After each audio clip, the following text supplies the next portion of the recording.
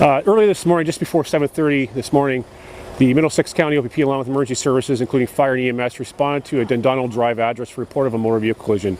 Right now, we are in the early stages of the investigation. What I can tell you is that a motor vehicle was traveling on a Dundonald Road when it collided with an unoccupied backhoe near a construction site.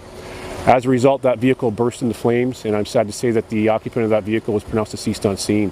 Right now, we have our OPP West Region time team on scene that's continuing to investigate the circumstances surrounding this particular crash. Our thoughts and prayers are going to everyone that's been affected by this tragedy. Just want to say thank you to their volunteer firefighters, our paramedics, also to our call takers, dispatchers, and our good Samaritans that stopped to try and render some type of aid. I'd also be remiss if I didn't say, I want to extend our deepest condolences to the family and friends of the deceased, as we are going to continue to try and identify that individual in that vehicle, and officers will be knocking on their door to let them know their loved one's not coming home. So our thoughts and prayers are going to everybody affected by this tragedy.